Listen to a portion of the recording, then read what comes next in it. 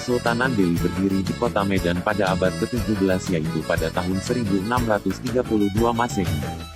Sejarahnya Tuanku Panglima Gocha Pahlawan bersama pasukannya pergi memerangi Kerajaan Haru di Sumatera Timur pada tahun 1612 Masehi dan berhasil menaklukkan kerajaan ini.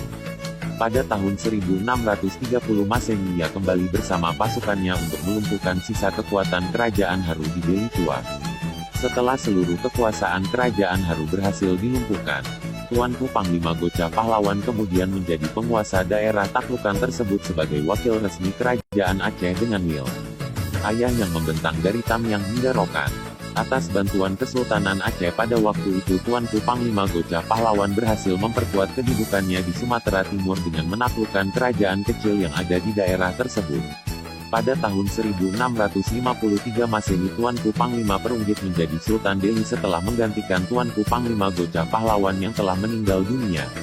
Pada tahun 1669 Masehi Kesultanan Delhi memisahkan diri dari Kesultanan Aceh dengan memanfaatkan situasi Aceh yang sedang melemah karena dipimpin oleh Sultan Tajul Alam Safiatuddin. Setelah Tuanku Panglima Gocha Pahlawan meninggal dunia, beliau digantikan oleh anaknya, Tuanku Panglima Perunggit yang bergelar Kejeruan Padang. Kesultanan Delhi kemudian dipimpin oleh Tuanku Panglima Perunggit sampai ia mangkat pada tahun 1700 Masehi. Pada tahun 1780 Masehi Kesultanan Delhi kembali berada dalam kekuasaan Aceh.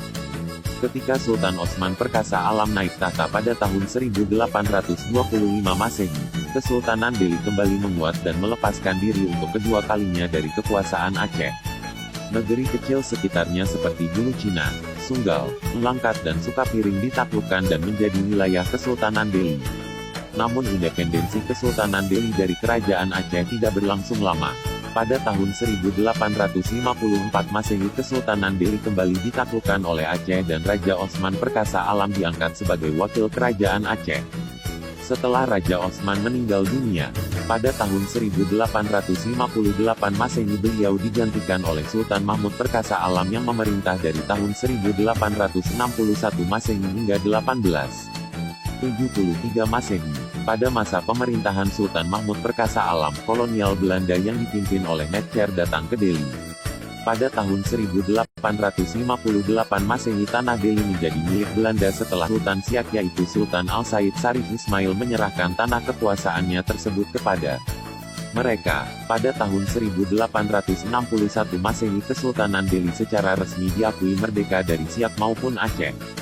Hal ini menyebabkan Sultan Delhi bebas untuk memberikan hak lahan kepada Belanda. Pada masa itulah Kesultanan Delhi berkembang pesat. Perkembangannya dapat dilihat dari semakin kayanya pihak kesultanan yaitu dalam usaha perkebunan tembakau dan lainnya. Selain itu, beberapa bangunan peninggalan Kesultanan Delhi juga menjadi bukti perkembangan daerah ini pada masa itu.